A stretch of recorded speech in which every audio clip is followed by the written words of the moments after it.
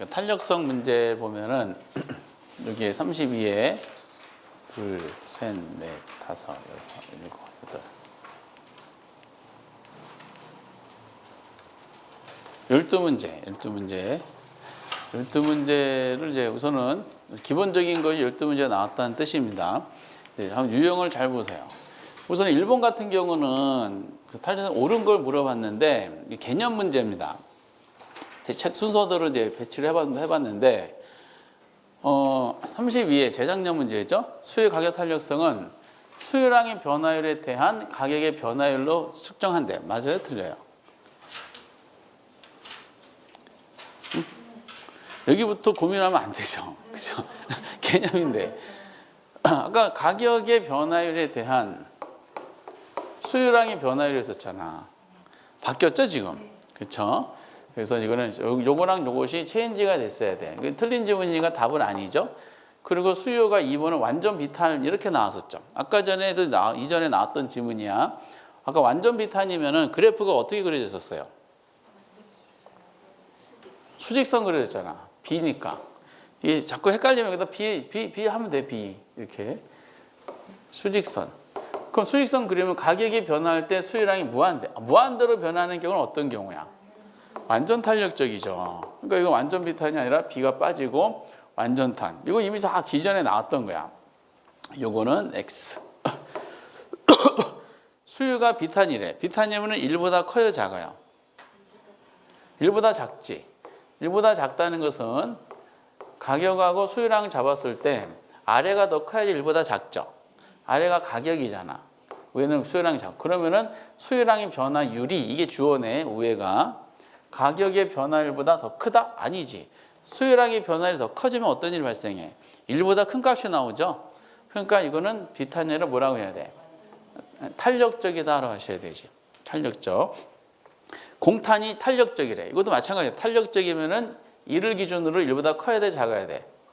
커야 되죠. 그럼 가격분의 이제 공급인데, 그러면 위에가 더 숫자가 더 커야 되잖아. 그러면 가격의 변화율보다 가격의 분모예요. 공급량이 얘가 더 커야지 되겠죠.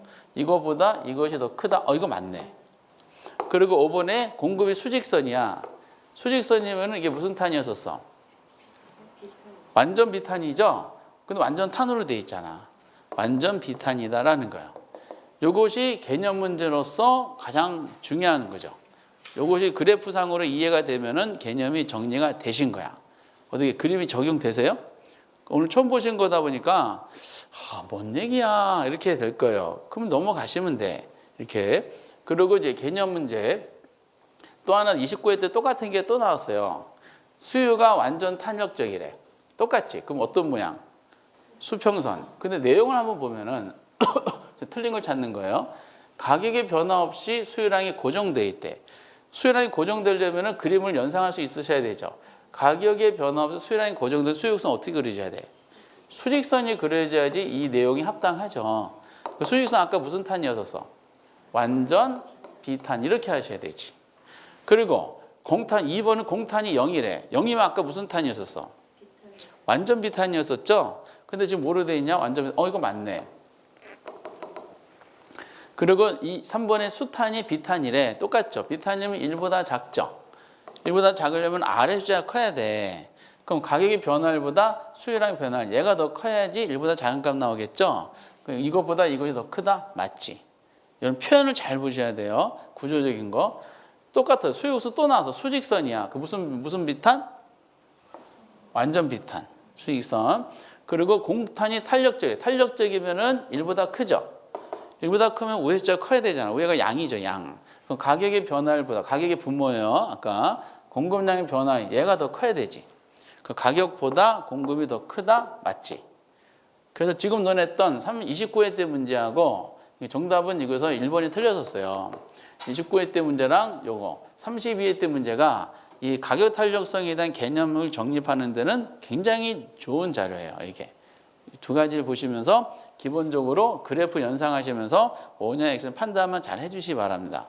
요 단계가 넘어가면은 이거 나오겠지. 옳은 것은 뭡니까? 라는 질문인데 이건 이제 여러 가지를 응용해서 나온 거죠. 1번에 아까 우리가 논했던 거 보세요. 응용 중에 수요의 가격 탄력성이 1보다 작대. 그럼 비탄이야, 탄이야? 근데 여기까지는 무슨 문제인지 몰라. 아까처럼 개념을 질문한 건지 뭔지 몰라요. 근데 뒤에 보니까 전체 수입은 임대료 상승에 따라 이거는 공급자의 총수익 개념이죠. 그러면 지금 가격을 올렸죠. 올렸더니 수입이 더 감소한다 이렇게 나왔잖아요. 그럼 이게 오냐에서 판단하는 것이죠. 그럼 여기 1보다 작다는 게 중요하죠. 1보다 수탄이 1보다 작으면은 탄이야, 비탄이야? 비탄이야. 근데 비탄력제로 확인될 때 총수익과 연관돼 가지고 바로 떠오르시는 단어. 대체재가 많어, 적어? 적어. 그럼 공급자가 유리해요, 불리해요? 공급자가 유리하잖아. 대체 적은 상황이니까 소비자의 선택 여지가 없는 거예요. 근데 공급자가 그걸 알았는지 가격을 좀 올렸죠. 공급자 성공, 실패? 성공하겠지. 대체재가 적은 비탄이 상품이야. 공급자가 그걸 알아서 가격 올렸어요. 다른 데 빠져나가는 정도 약하지. 성공할 거야. 성공이라면 수입적인 면에서 어떻다? 증가를 해야 돼. 뭐로 돼 있어? 감소로 돼 있죠. 이게 틀리게 된 겁니다. 그리고 대체재가 있는 경우가 대체 없는 경우보다 더 비탄력적이에요? 아까 대체재가 수요 가장 중요하다 그랬죠? 대체재가 많아서 더 탄력적이어야 되잖아. 근데 있는 경우가 없는 게 더 비탄. 이거 잘못됐지. 탄력적이다라고 이렇게 해주셔야 되는 거죠. 여기 X였었어. 이거 X. 그리고 우하향하는 선분으로 주어진 수요 곡선의 경우 곡선상에서의 측정 지점에 따라 가격은 다르다. 이건 그냥 암기를 해놓으세요. 우리가 탄력성에는 두 가지가 있어요. 호탄력성이라는 게 있어. 우리가 주로 공부하는 게 호탄력성이야. 호탄력성은 크게 변하는 경우야. 가격이 여기에서 이만큼 변했을 때 수요랑 이만큼 변했을 때 탄력성이 얼마냐? 구간에 대해서 구하는 것이 크게 변하는 것이 뭐다? 호탄력성이에요. 근데 이거는 우리가 앞에서 연습했던 대로 하면 되는데 점탄력성이라는 거 있어요. 점탄력성은 하나의 수요 곡선이 있죠. 수요 곡선이 있는데 수요 곡선상에 한 점들이 있어요. 점마다 탄력성을 구하는 거예요. 점마다 이렇게. 곡선상의 점. 한 점마다 탄력성을 구할 때는 이거는 구간이 크게 변한 것이 아주 미세하게 변할 때이기 때문에 이걸 계산하려면 뭐하냐? 미분을 알아야 돼요. 고등학교 때 미적분 공부하신 적 있었죠? 그 회계사 공부해서 평가사 공부하고 이제 경제학 과목을 풀려면은 미분을 알아야지 풀 수 있는 문제들이 있어요. 이렇게. 근데 우리가 미분을 가지고 계산 문제 내버리면 시험지에 찢어버린 것도 부족해서 그 시험위원회 국토교통부 산업관에서 폭파시켜 버려야 돼요. 그러니까 우리는 이제 호탄력성 중심으로 내지 점탄력성은 안 내요. 다만 결과만 보세요. 수요 곡선이 이렇게 돼 있어. 여기도 이렇게. 동일한 수요 곡선이에요. 여기에 요 점 있죠. A, B, C. 얘네들의 기울기는 다 같아. 근데 얘네마다 전부 다 뭐가 달라요? 탄력성이 달라요. 탄력성. 각 점마다 그 곡선상에서의 측정 지점에 따라 탄력성은 다르다. 이 정도만 아시기 바랍니다. 지점이니까 그냥 점탄력성을 논한 겁니다. 이거 이렇게 생각하시면 돼. 사람도 하나의 수요 곡선이에요. 몸뚱아리가. 수요 곡선 쭉 보시기 바랍니다. 근데 머리통 눌렀을 때 탄력성과 배를 누를 탄력성, 엉덩이 탄력성이 같을까? 달라요. 이렇게. 이 결과만 암기해 놓으시고요. 이따가 이 관계도 조금 나와서. 그리고 이제 4번. 일반적으로 부동산의 탄력성은 단기에서 장기로 갈수록 더 비탄력적이래. 이거 맞아요? 장기로 가서 탄력적으로 바뀌어야 되죠. 왜 장기로 해서 탄력적이라고 그랬죠? 수요가 대체재를 구할 수 있는 게 더 많아지기 때문에 소비자들은.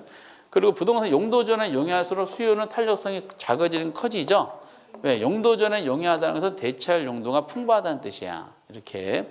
그래서 이제 요거는 종합 문제인데 그 2번, 4번, 5번은 수요의 가격 탄력성을 결정하는 요인에 대해 질문했고, 그리고 1번은 그 가격 탄력성의 응용이야, 응용.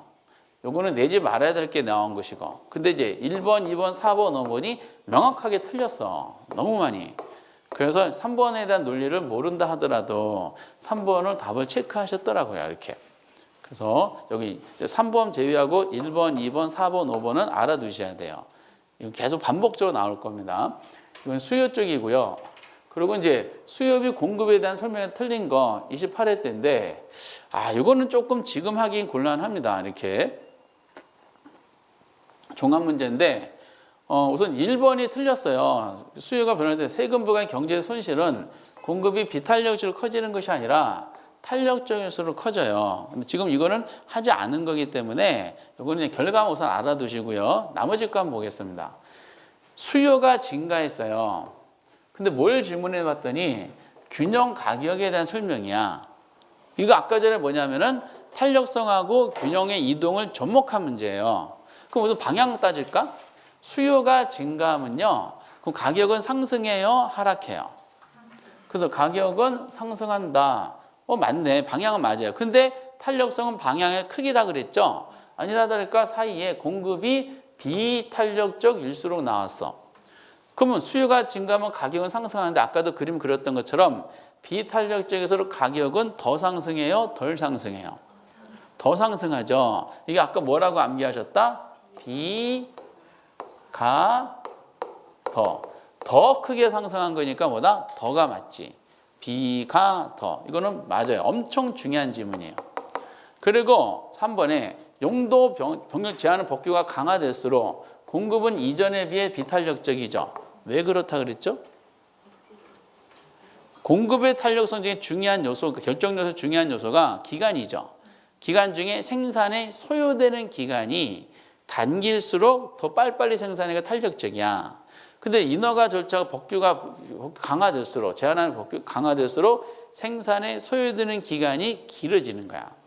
그러니까 보다 더 비탄력적이 되는 거지. 오케이?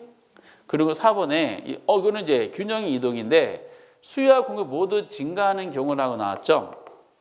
균형 가격 상승 여부는 수요와 공급의 증가의 폭이 결정되고 균형량은 증가한대. 이거 맞나요? 여기다 이렇게 하면 되지. 예를 들어서 지금 수요가 증가, 균형이 이동이죠. 공급도 증가했지. 근데 수요 증가, 공급 증가 서로 방향만 나왔죠.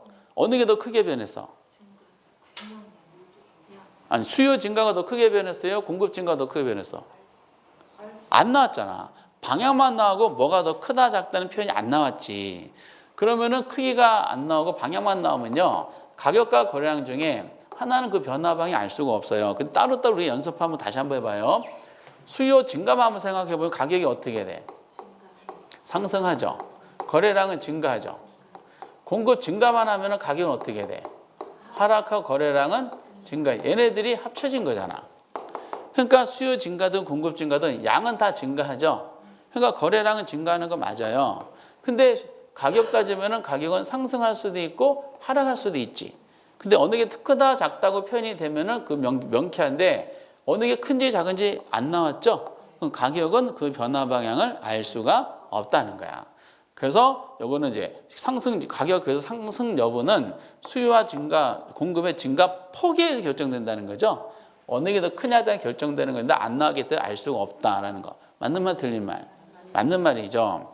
그리고 3번에 곡선상의 수요량은 주어진 가격 수준에서 구매 의사와 구매 능력을 있는 수요자 구매하고 있는 수요량. 구매 의사와 구매 능력을 가진 거. 이거 무슨 수요라 그랬어요? 아니 구매 의사, 구매 능력. 구매력을 갖춘 거. 1번 유효 수요. 2번 무효 수요. 뭐 있었어? 유효 수요라 그랬잖아. 항상 수요는 뭐다? 구매력을 갖춘 유효 수요야 된다는 걸 설명한 거죠. 그러니까 이런 형식이 종합 문제인데 어느 한쪽만 공부하면 이거 못 풀어요. 이거 난이도 있는 문제예요. 그래서 이거는 뭐죠? 이제 수요의 성격에 대해 질문했고요. 4번은 균형의 이동에 대해 질문한 것이고 3번은 공급의 가격 탄력 결정 요인이고 요거는 뭐죠? 이제 그 균형의 이동과 탄력성을 접목한 균형의 그러니까 가격 탄력 응용이었었고 요거는 조세기차에서 나오는 내용입니다. 근데 이게 되게 어려운 지문이었었어요. 1번이. 나머지들은 이제 근데 이 내용들이 다 의미가 있어요. 그래서 이거는 이제 개인적으로는 참 잘 만든 문제 유형인데 수험 공부하시는 입장에서는 이런 문제가 좀 까다로워요. 하나만 보면 안 되고요. 다 알아두셔야 됩니다. 정답은 1번인데 1번을 지금 논하지 않았기 때문에 설명하지 않도록 하겠습니다. 정답 1번. 그리고 이제 또 하나 5번 문제 보면은 틀린 거 기본적인 내용인데 이것도 종합 문제네요. 수요와 공급이 모두 증가하게 되면은 아까 그 논리죠. 수요 공급 모두 증가해서 거래량 어떻게 됐었어요? 증가했었죠. 아까 28회 때잖아. 이거 29회 때죠? 똑같은 질문이 또 나온 거야. 그리고 수요 탄력성이 완전 탄력적인 경우 이렇게 나왔죠. 근데 뭘 물어봤냐 봤더니 균형가 거래량 물어본 거예요. 그러면 이제 우리가 수요가 완전 탄이면 어떻게 그려? 수요를 수평을 그리고요. 공급은 어떻게 그려요? 우상향으로 그려놓고 최초의 균형을 잡아놔야 되잖아요. 근데 조건이 뭐다? 공급이 증가했어. 얘가 움직여야 되지. 어느 쪽 움직여? 우측으로. 그 가격은 변하지 않고 거래량만 증가했지. 맞지? 균형 이동과 탄력성 문제죠. 그리고 해당 주택 가격, 해당 가격이죠. 변화했던 수요량이 변해. 수요량이 변화야? 수요의 변화야? 수요량이 변하니까 수요량이 변화 어떻게 변한다? 동일한 곡선 상에서 이동. 맞아, 틀려? 맞죠? 상에서 점이 이렇게 이동이 나타나는 게 수요량이에요. 기본 문제 낸 거죠. 수요량이 변화 개념. 그리고 수요가 증가했어요. 뭘 물어봤냐 봤더니 또 균형가 논리네. 그럼 수요가 증가하면 가격은 상승해요? 하락해요? 상승하죠. 근데 이제 이건 상대방의 공급의 탄력성인데 수요가 증가하면 가격은 상승하는데 지금 가격이 더 크게 상승한다 돼 있죠? 그러면 가격은 더 변했다는 뜻이야. 아까 무슨 문제야? B가 더지, B가 더. 근데 상대방이 공급이 탄력적일수록이야, 비탄력적일수록이야? 비탄력적일수록 가격은 더 크게 변해야 되죠. B가 더. 근데 지금 뭐로 돼 있어? 탄력적으로 되니까 잘못됐지. 비탄력적이지. 근데 지금 이게 29회 때거든요. 지금 4번 지문 한번 보시면요. 28회 때 지문이 있었죠. 아까 28회 때 2번 지문과 지금 똑같잖아. 다음 28회 때는 비탄력일수록 가격은 더 변한다 그래서 옳게 나왔던 거를 바로 다음 연도 29회 때는 틀리게 내버렸잖아. 그리고 이게 틀리게 되기 정답이었어. 비탄력에서. 문제 지문은 돌고 돌아요. 또 틀리고 또 틀리고. 그리고 공탄은 공급의 가격 탄력성은 단기에 비해 장기에 더 크게 나타나죠. 장기가 더 탄력적이지. 그냥 단기 장기로 표현했잖아. 그냥 단기 장기로 표현하면 장기가 더 탄력적이에요. 그냥 단기 장기로 하면 얘는 생산에 주어지는 기간으로 이제 생각을 해주시라 그랬어요. 이런 문제도 저도 되게 좋아하는데 종합적인 문제로 그러니까 이런 거를 많이 풀어보셔야지 전체적으로 본인도 알게 모르게 실력이 점점 올라가게 되겠습니다. 이런 문제 푸실 수 있겠어요? 지금은 여러분 처음 보신 거니까 지금 여러분들한테 이건 난이도 엄청 어려운 거예요. 이게. 그래서 원래 기출문제는 1월 달에 하는 것이 아니라 한 5월 달 정도 해야지 적정한데 좀 지금은 무리가 좀 있어요. 어떻게 하면 좋아? 지금은 유형만 캐치하세요. 저렇게 나오는구나. 뭔 얘기인지 몰라더라도 그냥 넘어가자. 이런 식으로 부담 없이 해주시기 바랍니다. 정답은 4번. 6번도 보면은 똑같아요. 30회. 수요의 가격 탄력성 완전 탄력적일 때 수요가 증가할 경우 또 균형 문제구나. 아까 나왔던 지문이야. 수요가 완전 탄이에요. 공급은 이렇게 우상향으로 만들어 놓고 수요가 증가했지. 아까 그 문제죠. 다시. 이 상태에서 지금 뭐가 변했어? 수요가 변했지. 그럼 이게 변해야 되잖아. 그럼 얘가 증가하려면 어디로 간다 그랬어? 그렇죠. 모양성 위로 가는 거죠. 이렇게 위로 수요가 증가했으니까 그럼 가격은 어떻게 됐어? 상승하고 거래량은 증가했지. 가격은 틀렸지. 변하지 않는 것이 가격은 상승하게 됩니다. 이게 X였었고요. 이게 정답이었어요. 이게 좀 논란이 됐던 것이고 오피스텔에 대한 대체재가 감소함에 따라 대체가 줄어들었대. 그럼 수요의 가격 탄력은 커져야 작아져요? 작아지지. 아까 대체재 많아서 탄력재라 그랬죠? 오피스텔 대체가 줄어들었으니까 더 비탄력적이니까 탄력성은 작아진다. 맞지? 3번에 이것도 또 이제 그 세금 조세 기차에서 나온 거니까 3번은 그냥 맞다고 보시고 나중에 이제 조세 기차를 한번 해보도록 하겠어요. 이것도 4번이 이건데 임대주택 수요의 가격 탄력성이 1이야. 무슨 탄력적이야? 단위 탄력적이지. 근데 뭘 물어봤더니 임대주택 임대료를 하락시켰대요. 전체 수입, 공급자의 전체 수입이에요. 그럼 전체 수입이 증가하고 감소하는 경우는 가격의 조작에 따라 만약에 변화가 일어날 때는 그 가격이 수요가 이제 비탄 탄일 때잖아. 근데 지금 무슨 탄이야? 단위 탄력적이지. 단위 탄력제는 가격의 변화랑 수요량의 변화가 똑같죠. 그러니까 가격을 올리든 내리든 전체 수입은 변하지 않아요. 그러니까 지금은 임대료가 내렸네. 그렇다 하더라도 전체 임대료는 변하지 않는다. OX. 맞아요. 이렇게. 그래서 단위 탄력적 때는 현재가가 최선의 가격이에요. 올리든 내리든 수입적이면 변하지 않습니다.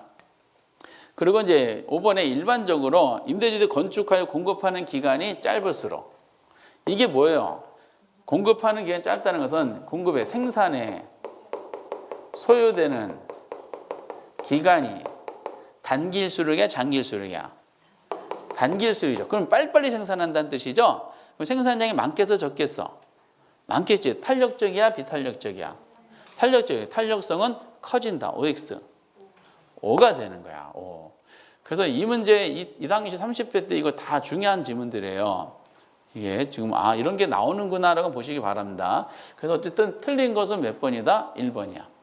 이거 이신청 엄청 했는데 1번이 이런 수요가 어떻게 증가하는 경우가 있나 해가지고 이거 이신청했어요. 안 받아줬어. 근데 안 받아주니까 이거 행정소송까지 갔어요. 근데 얼마 전에 발표 났죠. 이거는 기각됐어요. 이거는 정답이 이거다. 그래서 틀렸다. 안 받아준다. 그래서 논리적으로 틀린 게 없다라는 식으로. 이것 때문에 저는 지금 그 당시 많이 개인적으로 이제 에피소드가 있습니다. 이렇게. 6번의 경우는 1번. 유형만 보시고 7번은 요거를 한번 해볼게요. 요거 31회 때인데 출제원이 이거 욕심을 부린 겁니다. 어떤 욕심이냐면은 아까 우리가 공급자의 총수입 있죠. 공급자의 총수입이 늘리는 방법은 수요가 비탄일 때는 공급자가 가격을 올리는 게 기존보다 가격을 올리는 게 수입면에 증가했었어요. 근데 수입을 능가시켜야 되는데 제품이 만약에 탄력적인 물건이야. 탄력적인 물건 가격 올리는 것보다 어떻다? 현재가보다 내리는 게 더 타당해요. 그러니까 제품이 비탄인 제품은 공급자 가격 올리면은 기존보다 수입이 늘어나고 탄력적인 제품은 기존보다 가격을 내리면 수입이 늘어나요. 그러니까 지금 탄력적이든 비탄력적이든 현재가가 지금 최선의 가가 아니란 뜻이에요. 근데 아까 단위 탄력제는 가격을 올리든 내리든 전체에서는 변하지 않았죠. 이 말은 뭐다? 현재가가 수입면에서 최선이라는 뜻이에요. 그럼 여기 보면은 이 문제 포인트가 이게 이제 우리 시험에 나왔는데 평가사 시험에도 이게 나왔어요. 우리가 나오고 또 나왔는데 좀 다르게 나왔지만은 공급자 분양 수입이 극대화되기 위한 이렇게 나왔죠. 여기서 포인트는 뭐냐면은 사업 시행자, 공급자죠. 분양 수입이 극대화되는 경우야. 이것이 핵심이야. 그럼 수입이 극대화되는 경우, 총 수입이 극대화되는 경우는 어느 경우일까?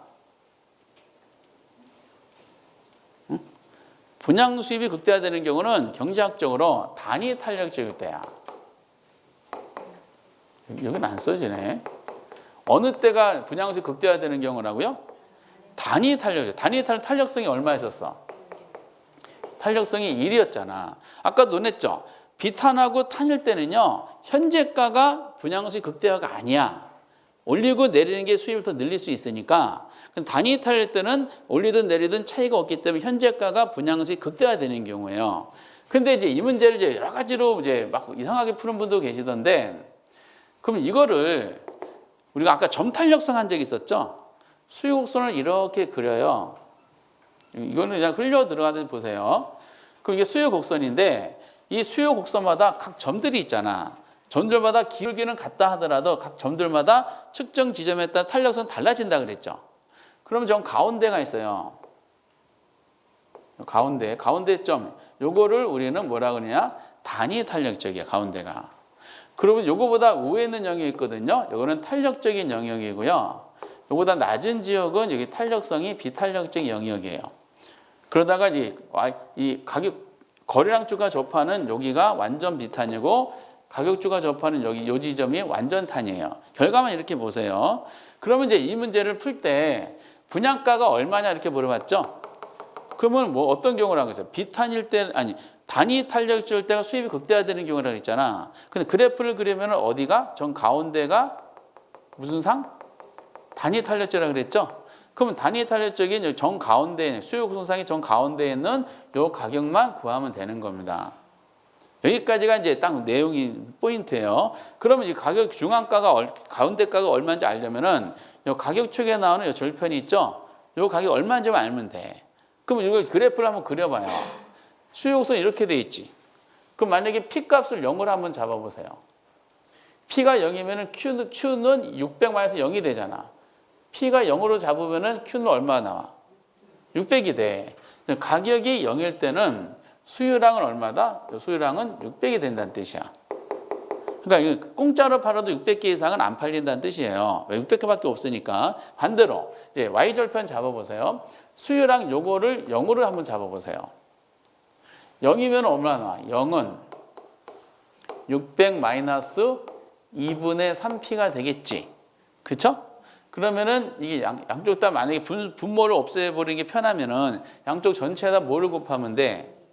2를 곱하면 되죠? 여기는 2고, 0이고 1200 마이너스 3P가 되겠지? P 값은 3으로 나누면 되잖아요. 1200 3 나누면 얼마 나와? 400이 돼. 그러니까 가격축이 400이 돼. 400이란 말은 무슨 뜻이냐? 이 물건은 가격이 400이 딱 되는 순간에 아무도 안 산다는 뜻이야. 그러면 가격축이 400이 나왔어요. 우리가 단위 타일들은 어디라고 그랬어요? 수요 구조상의 중간에 있는 지점이 단위 타일제라고 그랬죠? 그럼 400만 원의 중간 지점이에요. 3번 중간 지점이 얼마야? 200만 원이 되는 거야.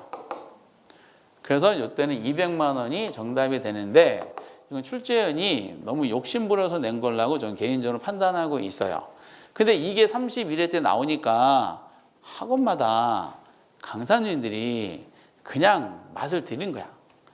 그래서 요거와 관계되는 거를 마구잡이 막 내던데 조심스럽게 내야 됩니다. 저도 만들어낸 문제가 있어서 저도 내기도 했지만은 그래서 이런 취지이기 때문에 점탄력성의 원리다 하실 분들만 해 주시기 바랍니다. 이렇게 어떤 분은 아이씨 어차피 처음 보는 내용 에이 모르겠다 아이씨 아유 얘네들은 전부 다 딱 안 떨어졌고 얘만 딱 떨어졌네 에이 모르겠다 3번 이래서 맞히신 분도 계세요.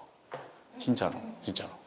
어쨌든 그렇다 합니다. 7번 이렇게 넘어가시고 그리고 이제 나머지 대부분 이제 계산 문제인데 이건 이제 아까 29회 때 문제예요. 이게 좀 만만치 않아요.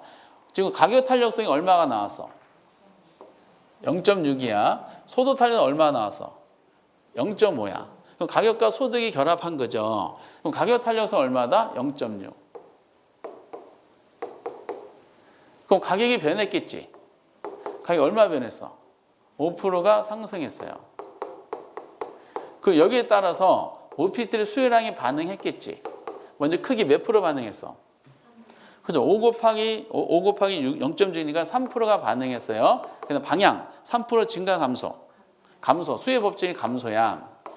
그러면은 OPT의 가격만 상승했다 그러면은 얘는 3% 감소가 나왔어야 돼요. 근데 소득이 왜 전체 수요량이 몇 프로 감소했다 그랬어? 1% 감소했네. 그럼 오피털만 가격만 따지면 3% 줄어들었다 그랬잖아. 근데 1%가 감소했다는 것은 무슨 뜻이냐면은 오피털 가격 말고 다른 요소가 영향을 줬다는 뜻이야. 그 다른 요소 여기서 뭐예요? 소득이야, 소득. 소탄이 얼마 나왔어? 0.5. 그럼 소득에 의해서 이 오피털 수요량이 몇 프로가 변해야 돼? 3% 감소가 1% 감소가 되려면은 얘는 몇 프로? 2%가 어떻게 돼야 돼? 증가가 돼야 되지. 그래서 마이너스 3 더하기 플러스 2가 돼야지 1 마이너스가 되겠죠. 그러기 위한 여기다가 소득이 있죠. 여기다가 X값을 친 거예요. 아까 똑같지? 그럼 여기가 0.5예요. 소탄이. 얘가 2야. 얘는 몇 프로가 돼야 돼? 4%가 되고 그다음 방향. 0.5가 이 오피스텔 무슨 제하라 그랬어? 정상제지. 왜? 플러스 값 나왔으니까. 그럼 얘는 방향이 똑같으니까 4% 얘도 뭐다? 증가가 돼야 되는 거예요.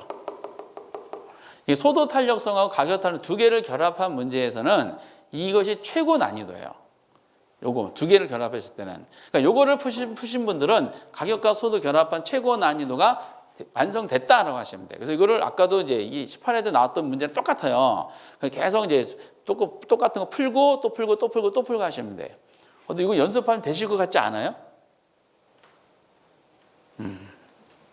넘어가고요. 그다음에 교차 탄력성 더 많이 나와. 교차 탄력 개념적인 측면으로 나오는데 교차 탄력성은요. 다른제와 가격 변화율에 대한 해당제와 수혜량이 변화율이잖아. 근데 보통 전형적으로 이렇게 나열하는 경우가 있어요. 그럼 얘네들은 뭐하고 뭐를 적용하는지에 대한 개념이야, 개념. 근데 이거를 뭐하고 뭐가 적용되는지 막 모르신 분들은요, 막 뒤죽박죽 돼요. 근데 질문이 저기 세 가지를 질문했죠. 첫 번째 질문은 뭐예요? 이 아파트 수요의 가격 탄력성을 질문했잖아요. 이거 가격 탄력 질문한 거야. 그럼 뭐가 변해야 돼? 아파트 가격하고 아파트 수요량의 변화가 나와야 되잖아요. 아파트 가격 얼마 변했다 그래서? 10%가 변했지. 아파트 가격 10%가 변했네. 그 아파트 수요량이 나와야 되잖아. 아파트 가격이니까 아파트라는 해당제와 수요가 나왔네. 아파트 수요량 몇 프로 변했어? 5%가 변했네. 그럼 5를 10으로 나누면 얼마 나와? 0.5지. 그 0.5가 나와야 돼. A는 0.5야. A는 0.5. 그럼 0.5라는 수치가 낸 경우도 있는데 지금 0.5가 탄이냐 비탄이냐 질문했지. 0.5가 탄이야 비탄이야? 비탄이지. 왜? 아니 1보다 작으니까. 탄하고 비탄을 구분하는 것은 무조건 1가지고 하는 거야. 1보다 크면 탄이고 1보다 작은 비탄이고 이렇게. 0.1보다 작은 얘는 비탄이야. 그럼 비탄이라는 것이 1, 3, 5 세 개가 있었어요. 두 번째는 뭐냐면은 교차 탄력성 질문했어요. 오피지텔 수요의 교차 탄력성. 그럼 아파트가 어디에도 미친 거야? 오피지텔 충격 준 거지. 그 교차 탄력 다른 재화잖아요. 그럼 뭐가 변했어? 아파트 가격이 변했지. 아파트 가격 얼마 변했어? 아까 똑같은 10%가 변했지. 10%가 상승했어요. 그런데 아파트 가격이 어디에도 충격 줬어? 오피지텔 충격 줬잖아. 오피지텔 수요가 몇 프로 변했어? 8%가 증가했잖아요. 그렇죠? 다른 재화. 그러면은 8%를 10으로 나눴지. 그럼 얼마가 나와? 0.8이 나와. 0.8. 그리고 아파트 가격 상승, 오피지텔 수요 증가. 얘네들은 같은 방향, 반대 방향. 같은 방향 뭐다? 플러스잖아. 그렇지? 그 두 개를 결합한 얘는 0.8 이렇게 표시하는 거죠. 0.8. 플러스는 표시하지 않으니까 그럼 교차 탄력 얼마가 나와요? 0.8이 나오고 그리고 플러스니까 얘는 무슨 관계? 대체지. 이렇게 되는 거지. 이거 굉장히 중요한 문제예요. 교차 탄력성 계산 문제 말고는 이런 형태가 제일 많이 나옵니다. 이거는 조합을 물어보는 뭐하고 뭐를. 근데 이거 딱 현장에서 이게 내잖아요. 아, 도대체 뭐하고 뭐랑 비교하는 거야? 그래서 잘못되게 비교해가지고 답이 엉뚱하게 나오는 경우도 있어요. 상당히 기본 문제면서 괜찮은 문제입니다. 32회 때지만은 이 전부터 이 형식이 자주 나왔어요. 그리고 이제 10번 문제가 제가 보기에 28회 때인데 이거 난이도가 있는 문제예요. 지금까지 왜 이게 있냐면 28회 이전까지는 가격과 소득과 교차하다가 세 가지가 있잖아요. 그 습관적으로 가격은 한 축을 차지했어. 무슨 뜻이냐? 가격과 소득 비교했고 가격과 교차를 비교했어. 근데 이거는 가격은 빠지고 소득 탄력성랑 교차는 두 가지 비교한 거야. 익숙하지 않은 거예요. 딱 볼까요? 지금 수요의 교차 탄력성이 얼마냐라고 질문을 한 거예요. 뭐가 영향 준 거야? 아파트. 그러면은 교차 탄력성은 먼저 아파트 가격의 변화가 어디에 미친 거? 다세대 수요량에 미치는 거예요. 그런데 딱 보니까 조건이 첫 번째는 자료 조건이에요. 소득이 10%가 상승했죠. 그런데 아파트 가격은 5%가 상승했어. 지금 아파트 가격에 대한 다세대 수요량의 변화가 뭐다? 교차 탄력성이잖아. 근데 아파트 가격이 몇 프로 변했다 이미 나왔어. 5%가 상승했다고 나왔죠. 이제 뭐만 계산하면 돼? 다세대 요것만 계산하면 수요량만 보면은 교차가 나오지.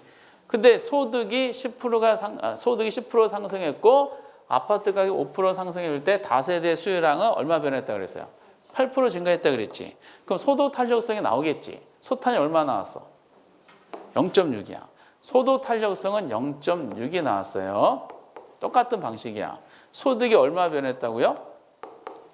소득이 10%가 뭐다? 상승했어. 그렇지. 그럼 소득에 의해서 뭐다? 다세대 수요량은 몇 프로 변해야 돼?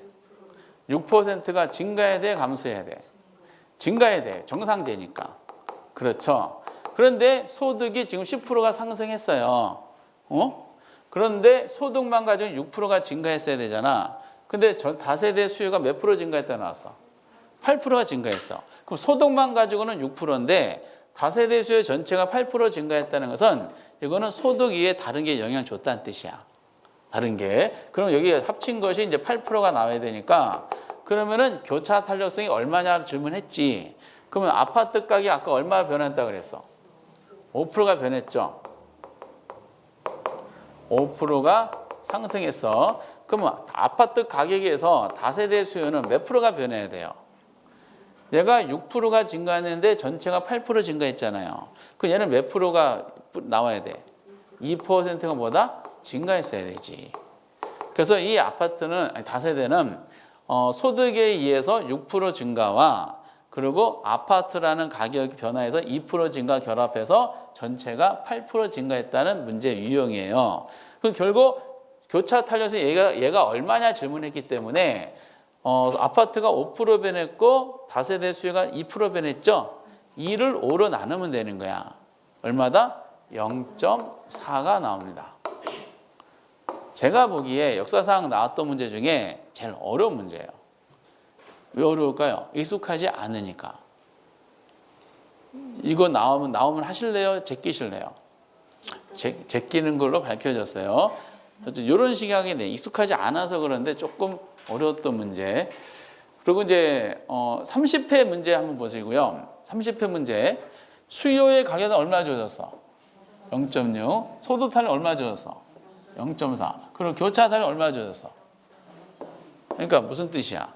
이제는 가격, 소득, 교차를 다 주어진 거야. 이제는 이제 제한이 없어졌어. 그래 놓고 각각마다 가격, 소득, 오피스 가격 얼마씩 변했다 그랬어요. 각각 3% 상승할 때 전체 수요는 이렇게 나왔죠. 요거는 해설을 보세요, 여러분들이. 나누던 해설. 왜 그러냐? 이 문제 30회하고 방금 잘 보시고 그리고 33회 문제야. 33회 작년이야. 이것도 보세요.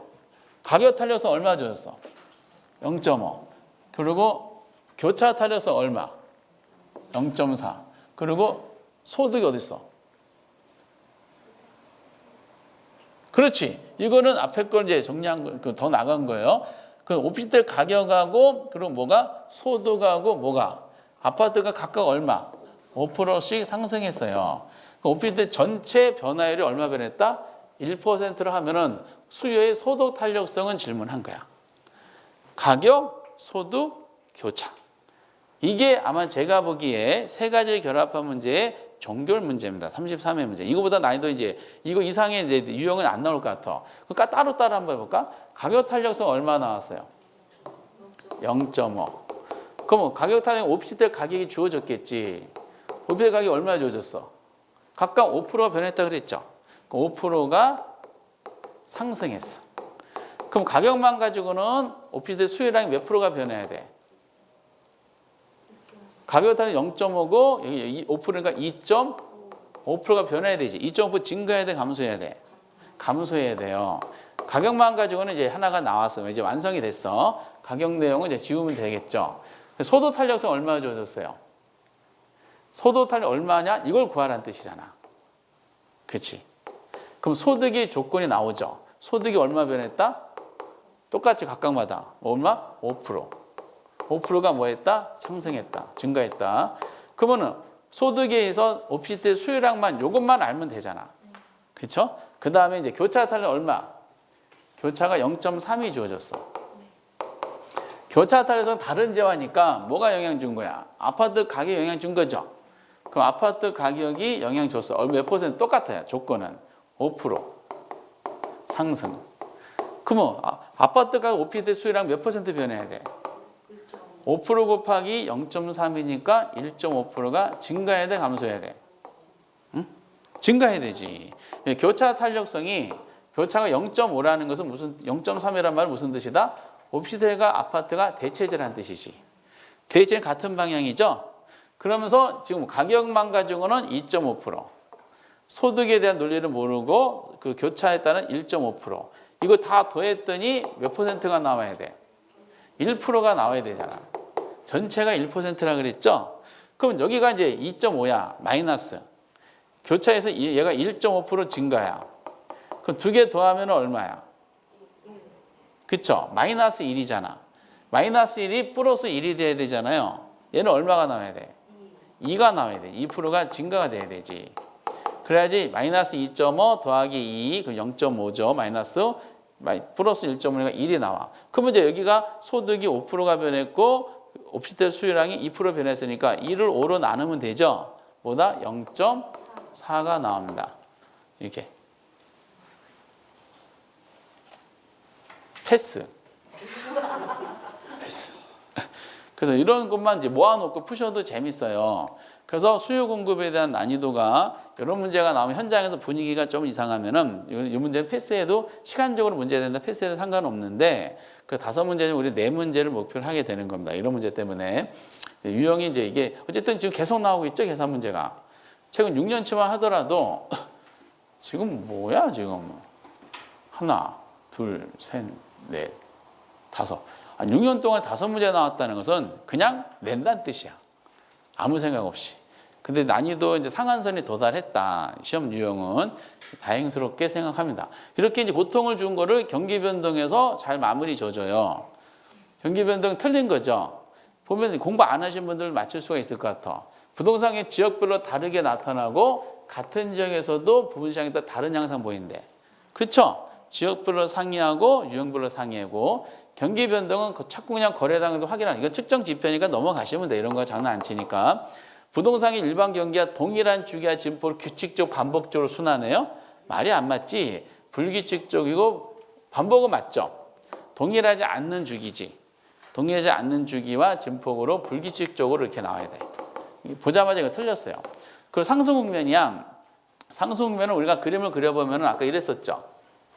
여기가 회복시장, 여기가 상향시장, 후퇴시장, 하향. 가운데 잘라서 중개업자 왼쪽은 누구 중시? 매도자. 오른쪽은 이렇게 나오죠. 감정표가 왼쪽은 하한가, 오른쪽은. 그래서 회상후와 도수, 하상 이랬잖아요. 그런데 상향시장은 왼쪽이잖아. 왼쪽이니까 옛날에 거래했던 사례 가격은 현재 시점에서 하한가 돼야 돼, 상한가 돼야 돼. 왼쪽이니까 하한가 돼야 되지. 맞지? 그리고 업무용 부동산이에요. 경기가 하강 국면이 장기화되면 공실이, 이건 공부 안 해도 당연한 말 아니에요? 업무용 부동산인데 장기화되면 공실이 증가하지 이렇게. 답이 몇 번? 그러면은 이것도 2.5점이고요. 이 문제도 탄력성 계산하는 거 13번 이것도 2.5야. 같은 2.5야. 난이도는 천차만별이에요. 천차만별. 그래서 이런 문제가 좀 시간이 걸리게 되면 패스한 다음에 나머지에서 시간 빨리 푸시 남는 거를 이제 있을 때 돌아오시면 되는 겁니다. 정답 3번. 이게 29회 때예요. 31회 때. 지금 잘 보세요. 29회 31회예요. 그렇죠? 그럼 30회 때는 안 나왔다는 뜻이야. 그러면 이제 틀린 거로 똑같이 나왔어요. 부동산 경기란 시장 전환 상승하건 여기가 당연한 논리고 부동산 경기는 일반경 같이 일정한 주기와 동일한 진폭을 규칙적, 안정적, 반복적 순환. 맞아요, 틀려요. 지금 이게 31회잖아. 그럼 아까 전에 29회죠. 2년 전에 나왔던 거 바로 전에요. 30회 안 나왔으니까. 이때 정답 3번이었었죠. 동일하지 않는 주기와 진폭으로 불규칙적으로. 똑같은 데서 정답이 나온 거야. 일정하지 않는 주기와 동일하지 않는 진폭으로 불규칙적으로 불안정적으로 반복 순환 이렇게 하셔야 되지. 간단하죠? 경기 변동 이래요. 그리고 부동산 경기는 일반 비해 저점이 깊고 정점이 높죠. 무슨 뜻이다? 진폭이 크다는 뜻이야. 진폭 크다 맞죠? 부동산 경기는 주기가 더 길다 맞죠? 진폭 크고 주기 길어요. 그리고 또 나왔어. 회복시장이야. 회복시장이니까 왼쪽 국면이죠. 그 옛날에 지금 무슨 가라고 해야 돼? 하한가가 돼야 돼요. 맞지? 그쵸? 하한이 되는 경향이 있다. 맞아요. 이거 푸실만 하죠? 이거 풀어야 돼? 제껴야 돼? 그리고 지금 33회. 잘 보세요. 지금 29회, 31회, 33회. 그럼 32회 때는 안 나왔다는 뜻이야. 2년마다 한 번씩 나오는 게 확인이 되고 있죠. 34회 때는 안 나오겠지. 이게 나와야 되는데. 근데 그 기준선 파괴될 수 있으니까. 근데 이거 공부 안 해도 맞추게 했더라고. 옳은 거예요, 옳은 거. 상향시장이야. 좋은 거죠. 왼쪽 국면이야. 지속적으로 아니 상향인데 지속적으로 하락하는 말이 돼요? 저건 무슨 시장 해야 돼? 하향 시장이 해야 되지. 야, 공부 안 해도 이건 이상하다. 후퇴 시장. 후퇴 시장 경기상이 지속적으로 진행돼 경기의 정점에 들어간다? 이건 후퇴 시장이 아니지. 뭐라고 지속적으로 정점에 들어가는데 뭐다? 상향 시장이지. 후퇴하고 안 맞지. 상향 시장. 3번에 하향 시장 국면에서 건축과 신청 건수가 지속적으로 증가해요? 지속적으로 증가하는 것은 무슨 시장? 하향 시장이 아니지. 뭐야? 상향 시장. 상향 또는 회복 시장이래. 왼쪽 시장 하면 돼요. 말이 안 맞아요. 회복 시장. 회복 시장 아까 왼쪽이었잖아. 그럼 누구 중시한다 그랬어? 매도자를 중시하겠지. 회복의 전 단계가 어디예요? 회복의 전 단계가 하향 시장이잖아. 이게 반복이 되는 거니까 이렇게. 그죠? 하향 다음에 회복이잖아요. 그렇죠? 그러면은 아까 이제 오른쪽은 도수 매수자 시장인데 회복으로 넘어오면서 매수자가 주도하는 시장에서 누가 주도하는 시장? 매도자 주 바뀌지. 맞지? 이게 정답이 되는 겁니다. 안정시장이라고 있어요. 우리가 주로 논했던 것은 진폭이 크고 주기가 긴 불안정시장을 가지고 시험에 내는 건데 부동산 종류 중에 보면은 진폭이 작고 주기도 짧게 이루어지는 부동산들이 이루어지는 시장이 있어요. 진폭이 작다는 것은 그만큼 시장이 안정이라는 거야, 불안정이라는 거야? 안정이라는 거야. 그럼 이거는 옛날이나 지금과 별 차이가 없어요. 그렇기 때문에 안정시장이 있는 부동산들은 과거의 사례가격이나 새로운 가격과 차이가 없기 때문에 과거는 새로운 가격 결정하는데 기준을 활용할 수가 어렵다가 아니라 활용한다라고 하셔야 돼요. 논리 안 맞죠, 이렇게. 그래서 뭐 이렇게 이제 수준으로 각 국면에 대해서 회상화 가지고 낸 요 문제는 그냥 의미 없이 낸 것 같아요. 그래서 옳은 것은 몇 번이었더라? 4번이 됩니다. 개념적인 측면만 낸 거니까. 그리고 아쉬워. 어쨌든 이렇게. 그런데 이제 이렇게 안 나오면은 이제 뭐가 가능성이 높냐면은 거미집 이론이 대신 가능성이 높아요. 거미집 모형은 대부분 요즘에 함수로 내는데 어느 쪽이 수요와 공급 각각 A 시장하고 B 시장이 이렇게 돼 있어요.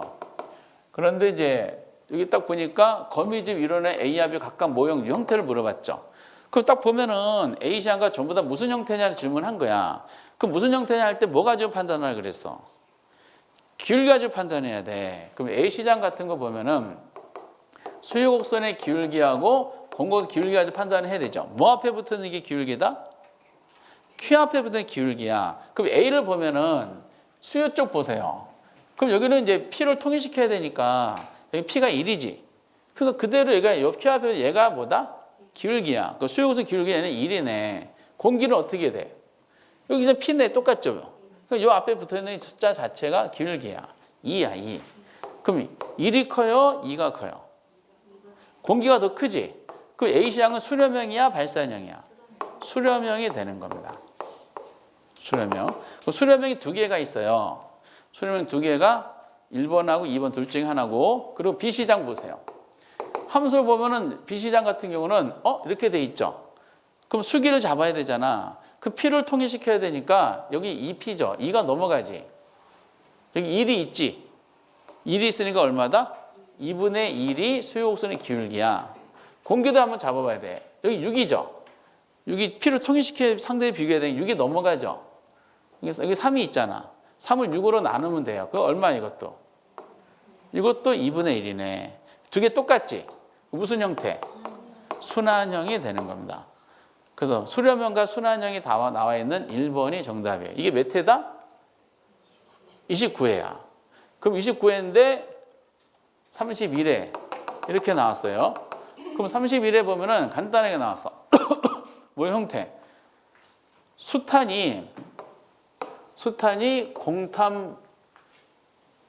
공탄보다 크다. 이게 더 크네.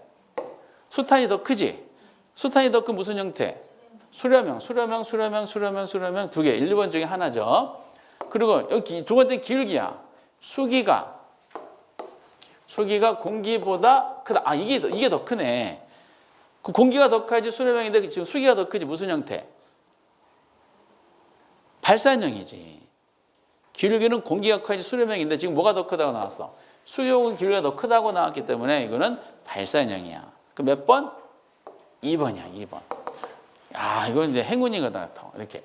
그리고 이제 그 32회 때 또 함수가 나왔어요. 무슨 형태? 기울기. 29, 31, 32예요.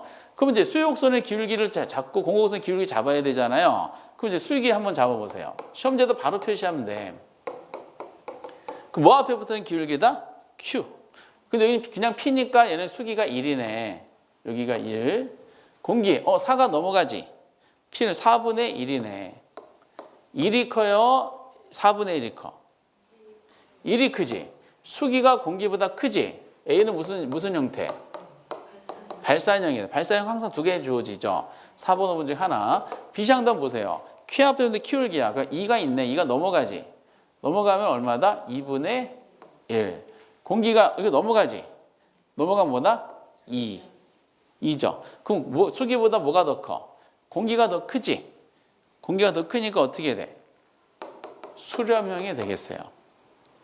거미줄 이렇게 주로 나와. 그래서 거미줄 모양 함수로 표시해가지고 제시해 줄 때 뭐 앞에 붙는 기울기다? Q 앞에 붙는 기울기다라는 이 형식상으로 내용을 잡으시면 되실 것 같아요. 그러면 경기 변동하고 거미줄 모형까지 쭉 보셨지만은 같은 경제론 파트임에도 불구하고 이게 난이도적인 면에서 수요 공급의 난이도가 훨씬 더 어렵죠. 그것을 항상 중요하게 보고 있습니다. 다음 주부터는 이제 기출문제 문항을 좀 줄여야 될 것 같아요. 이렇게 너무 많이 다 집어넣다 보니까 시작 논문들은 기출문제가 많이 나와가지고 그래서 거기에 맞춰서 한번 해보도록 하겠습니다. 그래서 오늘은 경제로 마무리됐어요. 그래서 경제 마무리된 거 오늘 꼭 복습하셔가지고 한번 오늘 기출문제 내용도 한번 해보실 수 있는 능력이 되시면 한번 해보시고요. 안 되시면 이제 나중에 실력이 좀 더 높아진 다음에 한 5, 6월 달, 7, 8월 달 단계별로 한번 도전 다시 한번 해보시기 바랍니다. 그 문제 항상 가지고 계시고, 그래서 오늘은 여기까지 하도록 하겠어요. 대단히 힘드시는데 고생하셨습니다. 감사합니다.